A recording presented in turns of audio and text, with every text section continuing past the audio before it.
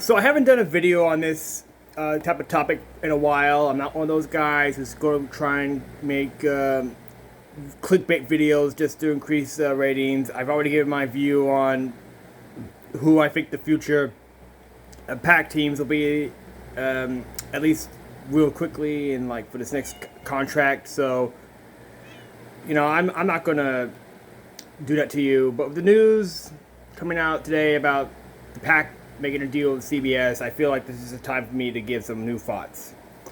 So the deal is this: free guaranteed games at least for the Pac starting 2026 for football on big CBS, with the championship game on CBS. Free guaranteed for basketball, championship game also on CBS. The rest of the games, or at least a lot of them, will be on CBS Sports Network for football and basketball. I'm not going to lie here. I am disappointed. At least that was my initial reaction.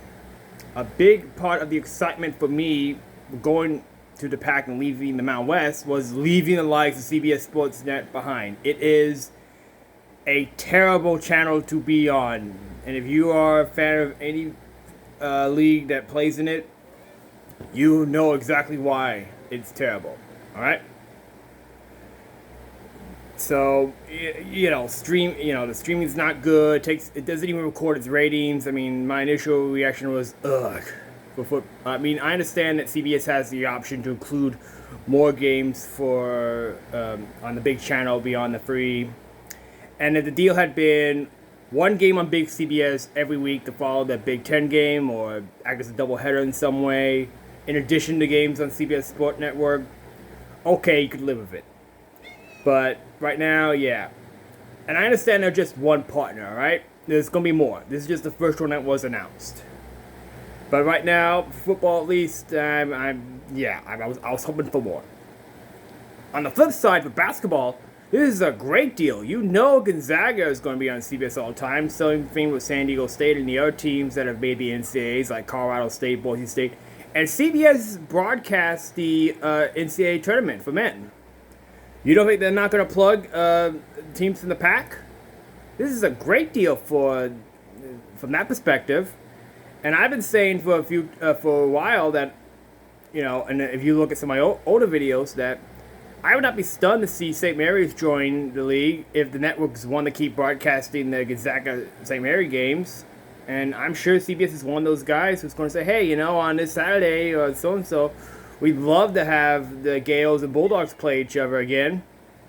So here's a few extra bucks. So yeah, if you're from a basketball standpoint, this is great. You're going to have all the exposure you want. The talking heads are going to talk about you, plugging you.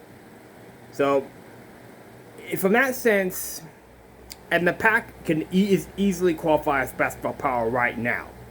So if your thinking is we need to really build ourselves as a basketball power first to get our foot in, to get settled, I can see why this deal was made. The real big losers, in spite of my initial complaints, is the Mountain West. Because CBS just said, we value the Pac much more than the Mountain West. Now, they have more or less replaced the Mountain West with this deal and said we are not going to give them anything. I can't imagine any other media partners will not feel the same in terms of who has more value. All right? So if you're Gloria Navarez, and I have so much respect for her as a commissioner, you're in a tough place right now. Who are you going to go to? Fox? Maybe. They need some West Coast inventory.